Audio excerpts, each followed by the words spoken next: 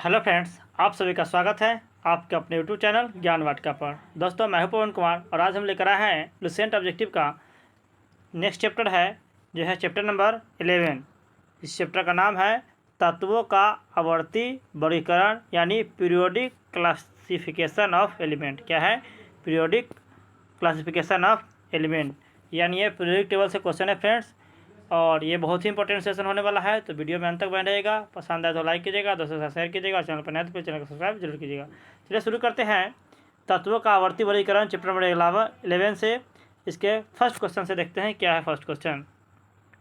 तो first question है कि तत्वों का सबसे पहला वर्गीकरण किसने किया था? तत्वों का सबसे पहला वर्गीकरण किया था डोब्राइनर ने, यानी डोब्राइनर ने किया था तत्वों का पहला वर्गीकरण। नेक्स्ट है कि तत्वों के वर्गीकरण से संबंधित ट्रिक नियम का प्रतिपादन किसने किया था? तो फ्रेंड्स, तत्वों का सबसे पहला वर्गीकरण डोब्रेनर ने किए थे और ट्रिक नियम इन्हीं का ट्रिक नियम था, जिसका नाम था डोब्रेनर, यानी ऑप्शन क्या हो जाएगा? B2 हो जाएगा। ट्रिक नियम डोब्रेनर सबसे पहले ही किए थे डोब्रेनर ने। नेक्स्ट है कि निम्नलिखित में से किसने लॉ ऑफ ऑक्टेव दिया था?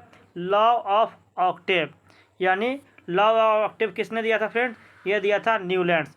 बोले तो तत्वों का अष्टक नियम किसने दिया था? उसी को बोलते हैं लॉ ऑफ ऑक्टेव। ये दिए थे न्यूलैंड्स ने। ऑप्शन क्या हो जाएगा? बी हो जाएगा। नेक्स्ट है क्वेश्चन नंबर 4 कि यदि तत्वों को बढ़ते परमाणु भारों के क्रम में लिखा जाए। क्या है? तत्वों को बढ़ते परमाणु भारों के क्रम में लिखा जाए तो हर 8वां तत्व अपने पहले तत्व के गुणों वाला होगा, समान गुण वाला होगा। यह नियम किसने दिया था? तो यही है न्यूलैंड्स का अष्टक नियम, जो बोले थे कि तत्वों को बढ़ते परमाणु क्रम में लिखा जाए तो हर 8वां तत्व जो होगा अपने पहले तत्व के समान गुण वाला होगा। यह नियम किसका है? न्यूलैंड का अष्टक नियम है। ऑप्शन क्या हो जाएगा? 4 हो जाएगा। नेक्स्ट है क्वेश्चन नंबर 5। ये क्या है? क्वेश्चन नंबर 5 है कि तत्वों के भौतिक और रासायनिक गुण उनके परमाणु भारों के आवर्त फलन होते हैं। क्या लिखा है? कि तत्वों के भौतिक और रासायनिक गुण उनके परमाणु भारों के आवर्त फलन होते हैं। यह नियम को किसने प्रतिपादित किया था? इस नियम को प्रतिपादित किया था मेंडलीफ ने। अगर परमाणु भार बोलेगा तो क्या बताएंगे? मेंडलीफ, ठीक है। और परमाणु संख्या बोलेगा तो मोसले, क्योंकि मेंडलीफ का जो आवर्त सारणी था वो परमाणु भार पे था, और मोसले जिसे बोलते हैं आधुनिक आवर्त सारणी वो परमाणु संख्या के आधार पे था। तो यहाँ पे क्या है कि मेंडलीफ के अनुसार तत्वों के गुण आवर्त फलन होते हैं। तो आवर्ती फलन होते हैं किसके? तो ये हो जाएगा परमाणु भार के। मेंडलीफ है तो किसके हो जाएगा? परमाणु भार के। ऑप्शन क्या हो जाएगा? ए हो जाएगा। नेक्स्ट है किस वैज्ञानिक ने सर्वप्रथम आवर्त सारणी का निर्माण किया था? तो सर्वप्रथम आवर्त सारणी का निर्माण किसने किया था? तो वो किए थे मेंडलीफ ने, और परमाणु भार के आधार पे। ऑप्शन क्या हो जाएगा? बी हो जाएगा। नेक्स्ट है आधुनिक आवर्त का नियम। आधुनिक आवर्त का नियम प्रतिपादित किसने किया था? तो आधुनिक आवर्त का नियम प्रतिपादित किया था मोसले ने, ठीक है। नेक्स्ट क्वेश्चन है क्वेश्चन नंबर 9 देखेंगे कि क्वेश्चन नंबर 9 है कि किस वैज्ञानिक ने तत्वों को आवर्त सारणी को परमाणु द्रव्यमानों के बढ़ते क्रम में व्यवस्थित किया था? तो क्या है यहाँ पे क्वेश्चन में आ गया परमाणु द्रव्यमान। तो परमाणु द्रव्यमान के आधार पे किए थे दिमित्री मेंडलीव। इन्हीं का पूरा नाम है, मेंडलीव का ही पूरा नाम है दिमित्री मेंडलीव। नेक्स्ट है 10 नंबर क्वेश्चन कि मेंडलीव के आवर्त सारणी में तत्वों के वर्गीकरण का आधार क्या था? तो फिर है मेंडलीव के आवर्त सारणी में सेम क्वेश्चन है कि तत्वों के वर्गीकरण का आधार क्या था फ्रेंड्स? ये था ए हो जाएगा परमाणु द्रव्यमान।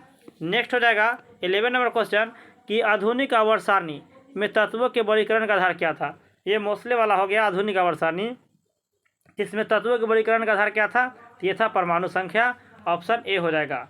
सीधे बोलेगा आवर्त सारणी मेंडलीव का आवर्त सारणी तो हो जाएगा परमाणु द्रव्यमान, और आधुनिक आवर्त सारणी हो जाएगा क्या? परमाणु संख्या। ऑप्शन क्या हो जाएगा? ए हो जाएगा। नेक्स्ट है 12 नंबर क्या है कि आवर्त सारणी के उदर्ग स्तंभ को क्या कहते हैं? तो फ्रेंड्स, आवर्त सारणी के उदर्ग स्तंभ को कहते हैं वर्ग। और आधुनिक आवर्त सारणी में वर्गों की कुल संख्या कितनी थी? तो आधुनिक आवर्त सारणी में वर्गों की कुल संख्या थी 18, यानी ऑप्शन क्या हो जाएगा? D4 हो जाएगा 18। नेक्स्ट है क्वेश्चन नंबर 15 कि आधुनिक आवर्त सारणी में आवर्तों की कुल संख्या कितनी थी? तो आधुनिक आवर्त सारणी में आवर्तों की संख्या कितनी थी? 7 थी। मतलब आधुनिक आवर्त सारणी में कितने थे? 7 आवर्त थे और 18 वर्ग थे। और क्षैतिज स्तंभ को क्या कहा जाता है? क्षैतिज स्तंभ को आवर्त कहा जाता है। फ्रेंड 13 का आंसर यहाँ पे वर्ग ना होके क्या होगा, आवर्त होगा। और उदर्ग स्तंभ को क्या कहते हैं, वर्ग कहते हैं। तो आवर्त क्षैतिज स्तंभ को क्या कहा जाता है, आवर्त कहा जाता है। और उदर्ग स्तंभ को क्या कहा जाता है, वर्ग। इसे ठीक कर लेंगे, आवर्त हो जाएगा। नेक्स्ट है फ्रेंड 60 नंबर कि आधुनिक आवर्त सारणी में तत्वों को व्यवस्थित किया जाता है। तो आधुनिक आवर्त सारणी में तत्वों को व्यवस्थित किया गया है D4 किसके, बढ़ते हुए परमाणु संख्या में। आधुनिक आवर्त सारणी है मोस्ले वाला। नेक्स्ट है आधुनिक आवर्त नियम किसने आधुनिक आवर्त नियम के प्रवर्तक हैं। तो ये हो जाएगा A1 हो जाएगा मोस्ले। नेक्स्ट है तत्वों के आवर्त सारणी का जनक कौन है। तो तत्वों के आवर्त सारणी का जनक है दामित्री मेंडलीव। याद रहेगा मेंडलीव, क्योंकि सबसे पहले आवर्त सारणी का निर्माण किसने किए थे, मेंडलीव नहीं किए थे, और परमाणु द्रव्यमान के आधार पर किए थे। नेक्स्ट है कि आवर्त सारणी का लंबा रूप, यानी आवर्त सारणी का लंबा रूप निर्भर करता है। तो ये करता है परमाणु संख्या पर, यानी ऑप्शन क्या हो जाएगा, सी हो जाएगा। नेक्स्ट है निम्नलिखित में से किस एक पर आधुनिक आवर्त सारणी आधारित है। तो किस एक पर आधुनिक आवर्त सारणी निर्धारित है फ्रेंड, तो ये निर्धारित है आधुनिक आवर्त सारणी परमाणु संख्या पे। नेक्स्ट है तत्वों के भौतिक और रासायनिक गुण उनकी परमाणु संख्या के आवर्त फलन होते हैं। यह नियम किसने दिया था। तो तत्वों के रासायनिक और भौतिक गुण किसके, परमाणु संख्या के। जैसे ही परमाणु संख्या का नाम आएगा क्या हो जाएगा आंसर, बी हो जाएगा, मोस्ले हो जाएगा। नेक्स्ट है कि निम्नलिखित कथनों पर विचार कीजिए। क्या है कि किसी तत्व की परमाणु संहति बजाय उसका परमाणु क्रमांक एक अधिक मौलिक गुण है। निम्नलिखित में से किस वैज्ञानिक ने उपयुक्त कथन दिया था। तो 22 का आंसर क्या हो जाएगा, हेनरी मोस्ले। परमाणु क्रमांक की बात होगी, क्या होगा आंसर, हेनरी मोस्ले यानी मोस्ले। नेक्स्ट है 23 नंबर क्वेश्चन कि मेंडलीव अपनी आवर्त सारणी में डैश को सही स्थिति प्रदान नहीं कर सका था। तो मेंडलीव ने हाइड्रोजन को सही स्थिति प्रदान नहीं किया था, और हाइड्रोजन को बोला था कि यह आवारा तत्व है। तो आवारा तत्व की श्रेणी में किसे रखा गया था, हाइड्रोजन को, और उनके आवर्त सारणी में हाइड्रोजन का कोई स्थान नहीं दिया गया था। ये इनका दोस्त में से एक दोस्त था। नेक्स्ट है 24 नंबर क्या है कि वर्ष 1817 में डैश ने समान गुण वाले तत्वों को समूह में क्रमबद्ध करने का प्रयास किया। तो 1817 में सबसे पहले किसने करने का प्रयास किया, तो डोब्रेनर ने, यानी ट्रिक नियम दिए थे डोब्रेनर ने। सबसे पहले इन्होंने प्रयास किया था, लेकिन बनाया को उसने, तो मेंडलीव ने। नेक्स्ट है सबसे पहले, नेक्स्ट है कि निम्नलिखित में से कौन तत्व का मौलिक गुण है। तो तत्व का मौलिक गुण कौन है फ्रेंड्स, ये परमाणु संख्या है। ऑप्शन क्या हो जाएगा, सी हो जाएगा। नेक्स्ट है 26 नंबर कि सबसे भारी धातु है। तो सबसे भारी धातु कौन सा है, तो D4 हो जाएगा, ओस्मियम है सबसे भारी धातु। नेक्स्ट है 27 नंबर कि सबसे हल्की धातु कौन सा है। तो सबसे हल्की धातु है लिथियम। ऑप्शन क्या हो जाएगा, डी हो जाएगा, सबसे हल्की धातु लिथियम। नेक्स्ट है 29 नंबर 27 D4 हो गया, सबसे हल्की धातु डेटियम। 28 नंबर पहले देखेंगे सबसे हल्का तत्व कौन सा है। तो सबसे हल्का तत्व है हाइड्रोजन। ऑप्शन क्या हो जाएगा, ए हो जाएगा। नेक्स्ट है निम्नलिखित में से कौन सा तत्व सर्वाधिक विद्युत ऋणात्मक है। तो सर्वाधिक विद्युत ऋणात्मक तत्व कौन सा है फ्रेंड, फ्लोरीन हो जाएगा। ऑप्शन क्या हो जाएगा, बी हो जाएगा। नेक्स्ट है 29 नंबर कि पृथ्वी के पटल पर 97.2% भाग किन तत्वों से मिलकर बना है। तो पृथ्वी के पटल पर 97.2% भाग कितने तत्व से मिलकर बना है फ्रेंड, ये बना है 8 तत्वों से। नेक्स्ट है पृथ्वी पर अधिक मात्रा में पाया जाने वाला धातु तत्व कौन सा है। तो सबसे अधिक मात्रा में पाया जाने वाला धातु तत्व है एल्युमिनियम। 31 का क्या हो जाएगा, B2। आलू फेक FeCANA एक क्रम है। सबसे अधिक एल्युमिनियम, उसके बाद फेरस, उसके बाद कैल्शियम, उसके बाद नाइट्रोजन। नेक्स्ट हो जाएगा आलू फेंकना। नेक्स्ट है पृथ्वी पर सबसे अधिक मात्रा में पाया जाने वाला तत्व कौन सा है, तो एल्युमिनियम होगा, 32 का C। नेक्स्ट है 33 कि संक्रमण तत्व यानी ट्रांजिशन एलिमेंट की विशेषता क्या है। तो ट्रांजिशन एलिमेंट की विशेषता है अपूर्ण D ब्लॉक। ट्रांजिशन एलिमेंट किसे कहा जाता है, संक्रमण तत्व, ये अपूर्ण D ब्लॉक को कहा जाता है। नेक्स्ट है 34 नंबर कि आवर्त सारणी के दूसरे आवर्त में तत्वों की संख्या कितनी होती है। तो आवर्त सारणी के दूसरे आवर्त में तत्वों की संख्या होती है 8। ऑप्शन क्या हो जाएगा, बी हो जाएगा। नेक्स्ट 35 नंबर क्वेश्चन कि आधुनिक आवर्त सारणी के 5वें आवर्त में कितने तत्व होते हैं।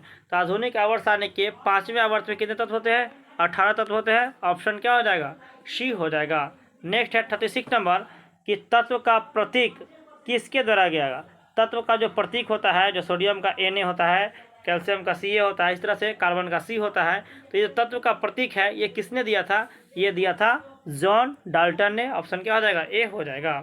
नेक्स्ट है 37 नंबर कि आवर्त सारणी में ऐसे तत्व है जिनमें प्रत्येक तत्व का नाम प्रतीकात्मक निरूपण एकल वर्णमाला द्वारा किया जाता है। मतलब एक वर्णमाला द्वारा किया जाता है। ऐसे कितने तत्व है पीरियोडिक टेबल में, तो वो बताना है। तो ऐसे 14 तत्व है, मतलब 14 तत्व है जिसका जो है वर्णमाला का प्रतीक एक वर्णमाला का यूज़ किया जाता है।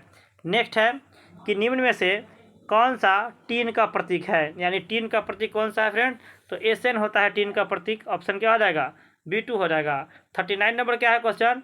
क्या आइंस्टाइनियम तत्व का परमाणु क्रमांक क्या होता है?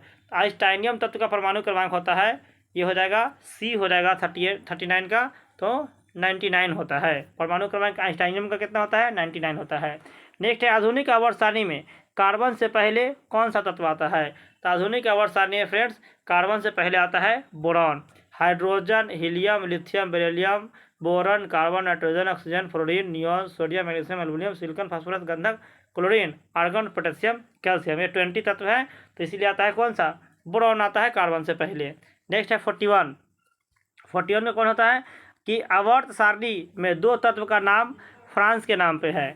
आवर्त सारणी में दो तत्व का नाम फ्रांस के नाम पे है। उनमें से फ्रांसियम है एक तत्व, फ्रांस के नाम पे एक तत्व फ्रांसियम है। दूसरा तत्व कौन सा है? दूसरा तत्व है फर्मियम, यानी ऑप्शन क्या हो जाएगा? सी हो जाएगा।